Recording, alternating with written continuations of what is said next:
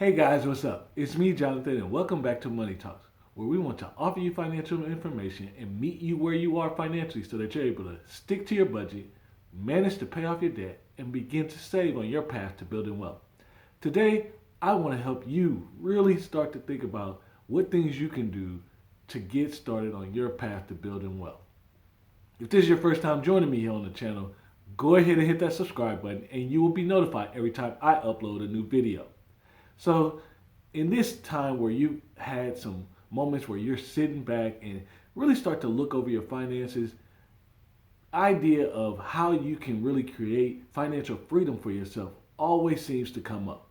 And it should, because everyone has the opportunity to build some type of wealth in their lifetime and do the things that they want to do with their money. But it's not oftentimes easy. And today I want to give you some things that can help you really start to move yourself to the path of building wealth. Now, I will tell you, building wealth, number one, takes a long time and it's done over time. Even in Chris Hogan's book, Everyday Millionaire, with all the millionaires they studied, 10,000 plus, it was stated that, hey, and statistically, they were able to see these people invested over about a 20-year time period. When you look at the fire community, the idea that, hey, I can be financially independent, may not be necessarily a millionaire, but I have enough assets to put up and live on, that time span usually takes over about 10 to 12 years. So understand first that this process is something you will need to do over time. Number two, realize the fact that the baseline of your finances, where everybody needs to begin, is you gotta have a budget. You gotta write it down. You gotta have some sort of spending plan because you have to know what you have to work with. But also, this is where you start to give your money the direction you're willing to go. And if you're ready to start building wealth, well, you start to set little mile markers on the pathway there. So maybe your first goal is, hey, I want to get rid of my credit card debt. I want to get rid of this car loan so I can free up more cash. Or maybe your first goal on that path is, hey, I want to get that emergency fund of 6 months or more set aside so that I can actually begin investing for my financial future. Those may seem like little small steps, but the fact is they are necessary in your path. So budget every month. And when you budget, have a financial goal that you are hitting so that you're able to progressively over that 10 to 12 years if you're going the fire route or just normally getting yourself to the path of building wealth. Number three, understand that you may be the first one in your particular community that may be thinking the way you are. So the challenge is not necessarily that do you have a plan or where your plan is taking you, but oftentimes it's the outside influences of your plan that may deter you. So you have to realize, hey, I need to be around people with this plan that will encourage me and keep me on the path to building wealth. Not saying you forego your friends, it's just you add new ones. And I think that's oftentimes even a little bit more difficult because some people think, hey, if I'm trying to get out of debt or if I'm trying to save and build wealth, I can't be friends with anyone. No, I don't think you cannot be friends with them. I just think you prioritize how you spend your time, what you may particularly share with that person, because your values and may conflict, and that's where you may disagree. Because you may value building wealth, whereas your friend may like just living in the now and spending and using their credit card and having that debt. So understand it's not that you can't be friends, it's just you have to realize what type of conversations may be appropriate for you to still get a fruitful relationship. So really understand if you find that you're really gassed up and really jazzed and really enthusiastic about building wealth, but yet the people around you don't seem to be as interested, well, there are plenty of communities, whether it's Facebook, whether it's podcast, or just people that you may meet on your everyday journey throughout the day that will actually agree with the fact of, hey, I want to build wealth. Let's be accountability partners. Hey, I'm trying to invest and learn this investing thing too. How can I help and support you along your journey? Those are people you need to install in your life so that you can go forward. So the next thing I want you to think about is understanding what's going to be your main vehicle for building wealth. So on my channel, I talk a lot about there are three basic ways that you can actually build wealth. And to be honest, you need a little bit of all three of them. But it's not to say that if you have just one of them, you cannot build wealth. It's just like an investment in the stock market, diversification does kind of win. So when you think about the three ways that you can build wealth, one, you can be a business owner. Two, you can buy and hold real estate, have renters, or maybe you're flipping homes or something of that nature, which again takes you back to number one, you can be a business owner. And number three, you can invest in the stock market. And these are understanding all these different ways and then thinking about where do your true passions lies will allow you to understand what's going to be the key driver to building wealth. See, the thing about if you only have business income, well, at some point you may want to either pass down the business, step away from the business, or just sell the business. But the business is what I like to call a cash flow engine. So it builds up that income and it makes money in so many different ways that it can be difficult to actually build wealth once you're taken out of that scenario. So if you're a business owner, I would always suggest, hey, what is going to be something that's going to give you that long-term return as far as your money, and you don't have to be in the day-to-day operation.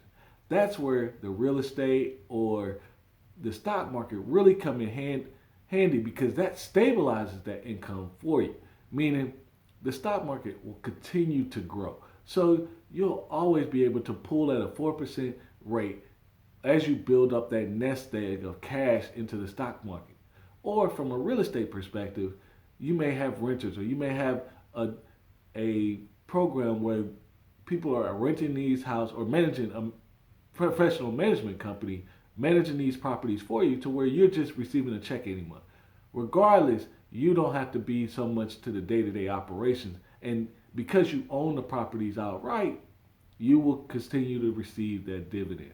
So these are things that I always want you to consider, and you have to look at what are your personal goals. It's not the fact that, hey, you have to have all your money in the stock market, or you have to have all your stuff in all your money in real estate, or you have to start a business. Everyone may not be a business owner, but I do think you do need at least a little bit of all three, or a mixture of the three, and they are broad subjects and broad arenas as far as how you invest your money in the U.S. So I think you can find your niche and what works for you best. Even in the stock market, there are many different ways to invest. So again, you can find a way that works for you. And that's where it really helps you because when you're in a community of people that invest a little the same way you do, that helps you stay focused on your journey.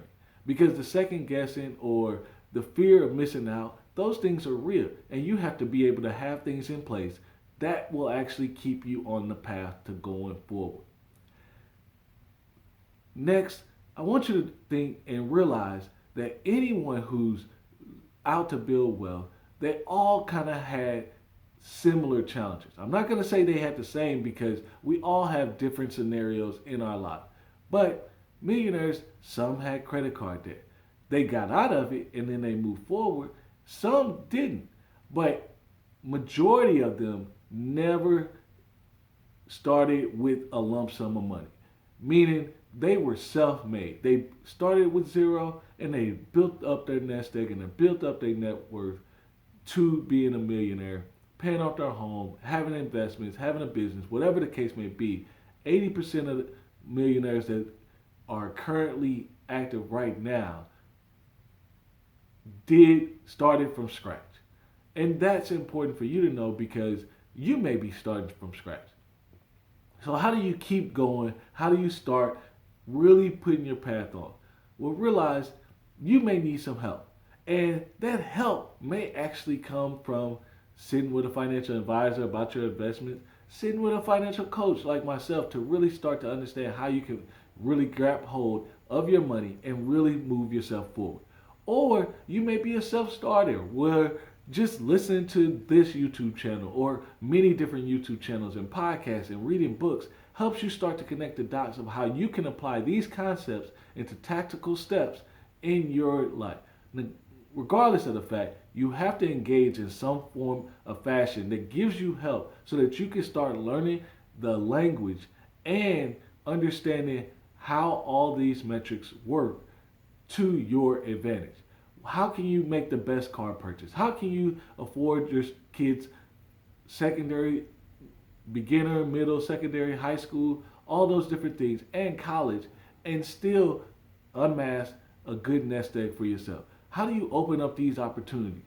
So realize you have to start threading more information, financial information, people who are talking about this stuff, living, breathing the wealth concepts, living, breathing the day to day of what it's like to build a budget, the strain, how do you avoid the challenges, how do you work through challenges, and that will help you start to build the muscles you need, the savings muscle, the prioritization and budgeting, and the investing muscle that you need to actually move forward. These things can oftentimes be helpful. And notice a lot of these things are not difficult tasks. They're very simple things that you can actually do right now to move yourself forward. But I want to encourage you to understand that building wealth is not an easy thing. It is challenges because just like life changes so quickly, our money and our responsibilities and our priorities can change as fast as every month. So it's really important that you understand that it won't be easy. You still will have challenges along the way. You still will need to buy cars. You still will need to uh, go to the doctor, or you may have a loss of income like many are facing right now. But it still doesn't mean that you can't amass your wealth for your scenario. But it does take focus. And a lot of times, the fact that someone didn't amass any wealth isn't the fact that they didn't make any income to do it. It's the fact that they didn't have a plan. So I would encourage you, really start your way to building wealth and start today. The best time to start is today. If you like this video, go ahead and give it a thumbs up. And if you haven't already, subscribe to the channel. And I can't wait to see you guys in the next video.